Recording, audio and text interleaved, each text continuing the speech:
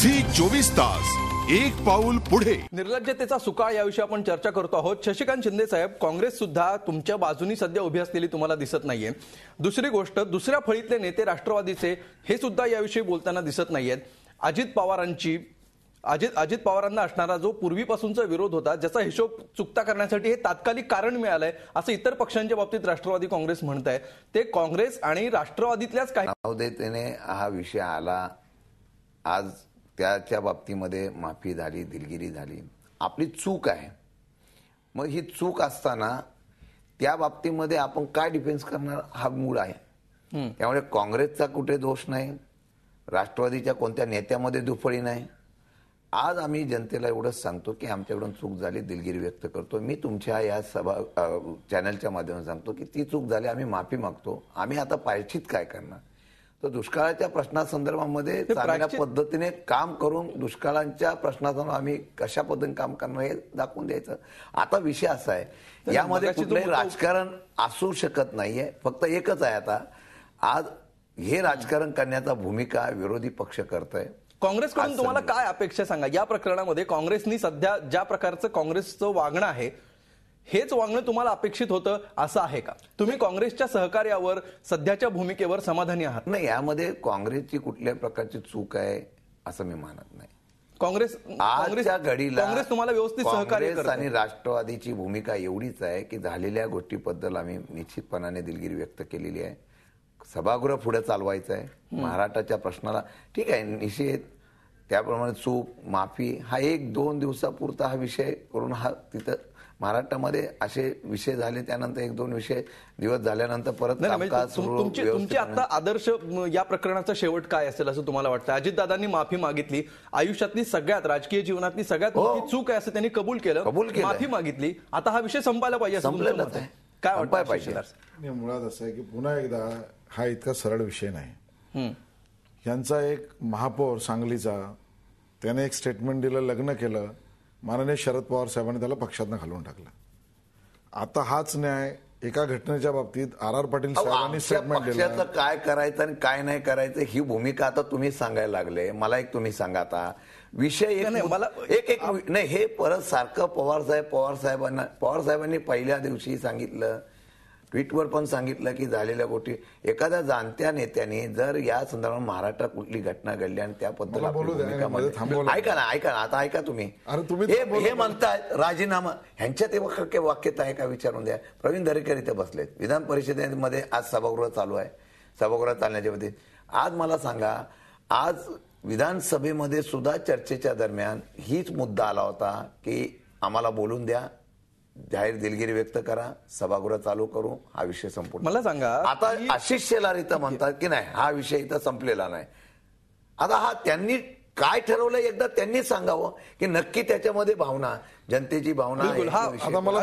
हा मुद्दा आपण पुढे घेऊन जाऊया, याचं उत्तर द्या तुम्ही. बिलकुल, याच्यावर तुम्ही उत्तर द्याच. 2014 पर्यंत हा मुद्दा जिवंत ठेवण्याचा विरोधकांचा प्रयत्न आहे. एक मिनिट, हा काही मुद्दा इलेक्शनचा करावा वगैरे इतका छोटा विचार आम्ही करत नाही. मुळात हा विषय इतक्या सरळ पद्धतीने शिंदे साहेब मांडतात, तेवढं सरळ नाही, एवढंच मी पुन्हा म्हटलं. आणि म्हणून मी घटनाक्रम द्यायला लागलो, ते थोडे चिडले. आता परत मध्ये बोलले, आता परत मध्ये बोलायचं असेल आम्ही चर्चा करत नाही. याच उत्तरामध्ये मला एका प्रश्नाचं, ठीक आहे, अजितदादांचा विषय त्यांनी केला की हा एवढा बारीक विषय नाही, सरळ विषय नाही. राज ठाकरेंचं 4-5 सभा झाल्या, त्यामध्ये जे स्टेटमेंट झालं, जे वाक्य ते बोलत होते, ऐका, आता हे वाक्य बोललं त्यावेळेला भाजप आहे, शिवसेना आहे. परवाच्या दिवशी त्यांनी दुष्काळाच्या बाबतीमध्ये चर्चा करताना महिला तिथल्या आणि मुलींच्या बाबतीमध्ये जे वाक्य वापरलं, त्यामुळे सर्वीकडे अविश्वासाचं वातावरण होईल, साक्षरता येईल. एक मिनिट चुकीचं आहे, एक मिनिट माझा ऐका एक मिनिट ऐका. आता उत्तर मी फक्त एक शॉर्ट विचारतो, मी येतो तुमच्याकडे. दुसरं, माकडाची पंतप्रधानांना उपमा दिली. माझं एवढंच म्हणणं आहे, ठीक आहे, आता यांचे राजपुरोहित होते, त्यांनी ज्या वेळेला एका पाणीपुरीवाल्याच्या बाबतीत मला प्रसंग घातला जो तुम्ही दाखवला, त्या मुलीच्या बद्दल स्टेटमेंट केलं. आता या संदर्भामध्ये आशिष शेलारांनी मला सांगावं, अजितदादा बोलले तसे इतर बोलल्यानंतर यांनी अशी एवढी टोकाची भूमिका आशिष शेलारांना बोलून द्या. अगदी आशिष शेलार थोडक्यात उत्तर द्या प्रवीण दरेकर. नाही, हे मध्ये मध्ये बोलताय. आता नाही बोलत. मला शिंदे साहेब तुम्ही आपल्या पक्षाची भूमिका घेणार याच्याबद्दल काही अडचण नाही, पण आपल्याकडनं माझी अपेक्षा होती की आपण मला मध्ये थांबवणार नाही. मी पवार साहेबांनी काय अगोदर केलं हे जर सांगितलं तर तुम्हाला राग येत असेल तर मला चिंता वाटते. आणि त्यामुळे पवार साहेबांनी जे सांगितलं त्याच्यावर चालतायत की नाही अजित पवार, हा प्रश्न सुद्धा महाराष्ट्रातल्या जनतेसमोर आहे, पण तो तुमच्या पक्षाचा आहे. मुद्दा आता राहिला की आपण आज चर्चा राज ठाकरे साहेब काय म्हणाले, नितीन गडकरी साहेब काय म्हणाले याच्यावरची करणार असू तर त्याला आमची तयारी आहे. मुद्दा आजच्या चर्चेचा हा आहे की राजकारणातली पातळी घसरली का. एक, कुठल्या बॅकग्राऊंडवर दुष्काळाच्या बॅकग्राऊंडवर ह्या राज्याचं लोकांचं राज्य, रयतेचं राज्य, अशा राज्याचा उपमुख्यमंत्री हे बोलतो, हे समर्थनीय शिंदे साहेबांना वाटत असेल आपण खुशाल शिंदे साहेब ठीक आहे. त्यामुळे प्रायश्चित्त काय, आमचं म्हणणं प्रायश्चित्त काय हा महत्वाचा मुद्दा आहे, त्याच्यावर शिंदे साहेबांनी बोललं पाहिजे. स्वतःच दुखणं झाकण्यासाठी सन्माननीय शिंदे साहेब राजसाहेब ठाकरेंचा दाखला देत आहेत. मी त्या साऱ्या सभांना व्यासपीठावर उपस्थित होतो आणि राज ठाकरे साहेबांनी जेव्हा जेव्हा भूमिका मांडली त्यावेळेला जनतेच्या संवेदना, जनतेच्या भावना उदाहरणाच्या माध्यमातून त्यांनी मांडल्यात. वेशेच्या संदर्भात आपण प्रत्येक वेळेला मध्ये नका शिंदे साहेब बोलू, वेशेच्या संदर्भात जे त्यांनी वक्तव्य केलं, यांच्या राज्याने अशी परिस्थिती आणली, दुष्काळ एवढा शिगेला पोचलाय की आज महाराष्ट्रातील त्या ठिकाणच्या मुलींना किंवा बायकांना अशा प्रकारच्या धंद्याला प्रवृत्त व्हावं लागतं. आपण आपल्याकडे सीडी असेल ते काढून बघा, वाक्य ट्विस्ट करून त्या ठिकाणी आपल्याला आपल्या या भूमिकेपासून दूर जाता येणार नाही. आणि राजसाहेबांच्या बाबतीत तर मी अत्यंत अभिमानाने जबाबदारीनं सांगतो की एक गेल्याच आठवड्यामध्ये एक मला घटना तज्ञ मोठे बॅरिस्टर भेटले आणि सांगितलं की जनतेला जे हवंय त्या राजसाहेब त्यांच्या स्टाईलमध्ये ते मांडत असतात. आणि राज ठाकरे साहेब काय बोलतात म्हणून अजितदादा पवार यांनी केलेला गुन्हा माफ नाही होऊ शकत. अजितदादा पवार हे राज्याचे उपमुख्यमंत्री आहेत, राज्यकर्ते, त्याच्यामुळे जे सरकार चालवतात ना त्यांची नैतिक जबाबदारी असते, ते लोकांचं प्रतिनिधित्व करतात. सरकारमध्ये राहून सुद्धा मला सांगा शिंदे साहेबांचं जस्टिफिकेशन कसं करतील. दगडफेक केली, राज ठाकरेंच्या काफिल्यावर दगडफेक केला.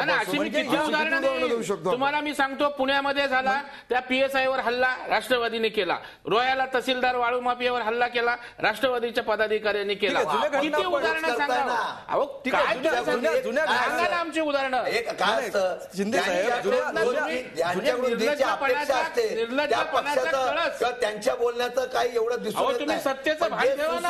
असतात ज्या पक्षाकडून सुया शब्दाचा अर्थ त्यांच्या बाबतीमध्ये घडलं निश्चितपणाने आदर्श घोटाळ्यानंतर आदर्श अपेक्षाच नाही, अपेक्षाकडे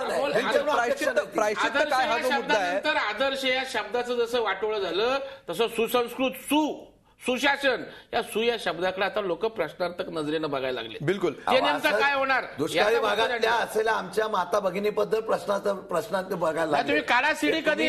ठीक आहे, आपण आव्हान आहे तुम्हाला ती राजसाहेबांची सीडी काढून बघा. चांदूरकर साहेब, ह्या संपूर्ण चर्चा तुम्ही ऐकताय या सेगमेंट मधली मूळ मुद्दा असा आहे की जर एका उपमुख्यमंत्र्याची, राज्याच्या उपमुख्यमंत्र्याची त्याच्या आयुष्यातली सगळ्यात मोठी ही राजकीय चूक असेल तर त्या चुकीचं खरं प्रायश्चित्त काय असायला पाहिजे, माफी हे प्रायश्चित्त होऊ शकतं का. नाही, आता या संदर्भाचे जे स्टँडर्ड्स आणि मेजर्स की चूक केल्यानंतर त्याला माफी करायची का कोणती शिक्षा द्यायची, याच्यासाठी राजकारणामध्ये किंवा पब्लिक लाईफमध्ये इंडियन पिनल कोडमध्ये जसं 300 खून केला तर 307 कलम लागतं आणि त्याला फाशीची शिक्षा दिली जायचे. असं राजकारणामध्ये अशा पद्धतीचं जर काही स्टँडर्ड नॉर्म्स हे दिसून येत नाहीत, आतापर्यंतच्या राजकारणामध्ये दिसून येत आहेत. पण झालेला प्रकार हा अत्यंत घृणास्पद आहे. त्याबद्दल त्यांनी माफी मागितलेली आहे. ते म्हणतात की माझ्या आयुष्यातली एवढी मोठी चूक आहे. आणि या सगळ्यापेक्षा आपल्याला महत्वाचं आहे की महाराष्ट्राची विधानसभा जनतेचे बरोबर आहे, महाराष्ट्राची विधानसभा चालायला पाहिजे हे बरोबर आहे. एक मिनिट, स्टँडर्डचा उल्लेख त्यांनी केल्यामुळे त्या स्टँडर्ड्स मध्ये मी सांगतो की महाराष्ट्रात स्टँडर्ड्स नसले तरी सायटेशन्स नक्की आहेत. आणि सायटेशन असं आहे की बाबासाहेब भोसलेंनी राजीनामा दिला होता. बिलकुल. आणि त्यामुळे त्या सायटेशनच्या आधारावर अजित पवारांची केस ही फिट बसते आणि त्यांनी राजीनामा दिला पाहिजे, हे प्रायश्चित होऊ शकतं. बिलकुल. काय म्हणाल चांदूरकर साहेब? बाबासाहेब भोसलेंना राजीनामा द्यावा लागलेला होता, RR पाटलांना सुद्धा राजीनामा द्यावा लागलेला होता. अजित पवारांच्या बाबतीत जरी हे कुठले स्टँडर्ड्स नसले, लिखित स्वरूपातले नसले, तरी सुद्धा हे जे संकेत आहेत ते संकेत नेमकं काय सांगतात? बाबासाहेब भोसले आणि RR पाटील यांच्यापेक्षा वेगळा न्याय अजित पवार त्यांनी केलेली जी स्टेटमेंट्स होती ती स्टेटमेंट्स आणि हे अजितदादांचं स्टेटमेंट हे ऑन पार आहे किंवा नाही याची तुलना स्वतः अजितदादा पवार हेच करू शकतात त्यांनी. आणि राजकारणामध्ये एक नीतिमत्ता आहे. ठीक आहे, म्हणजे ठीक आहे चांदोरकर साहेब, तुम्हाला या विषयावर स्पष्ट बोलायचं नाही असं दिसतंय. एका ब्रेकची वेळ झाली आहे. ब्रेकवर जाता जाता मला फक्त तुम्हाला एवढाच प्रश्न विचारायचा की उद्या ही सगळी चर्चा ऐकून विरोधकांच्या आंदोलनांना नंतर उपरती होऊन अजित पवारांनी जर राजीनामा देण्याचा निर्णय घेतला तर अजितदादांना तुम्ही राजीनामा देऊ नका असं तुम्ही सांगणार आहात का? त्यांना तुम्ही रोखणार आहात का? नाही, असं आहे की हा जो प्रश्न आहे तो अजितदादांचा सब्जेक्टिव्ह प्रश्न आहे. आणि त्यांना जर असं वाटत असेल की मी काही गुन्हा केलेला नाही आणि किंवा जो गुन्हा केलेला आहे त्याच्याबद्दल त्यांनी माफी मागितलेली आहे, त्यामुळं त्या गुन्ह्याची जी ग्रॅव्हिटी आहे ती ग्रॅव्हिटी जनतेनं लक्षात घेतली पाहिजे किंवा विरोधी पक्षाने लक्षात घेतली पाहिजे आणि त्यांनी जी माफी मागितलेली आहे ते माफ केलं पाहिजे अशी त्यांची भूमिका आहे. म्हणजे त्यांनी राजीनामा देण्याचा निर्णय घेतला तर तुमचा त्याला विरोध नसणार आहे असं तुमचं म्हणणं आहे? नाही, असं आहे, असा आमचा त्याचा काही संबंध येत नाही. झी 24 तास एक पाऊल पुढे.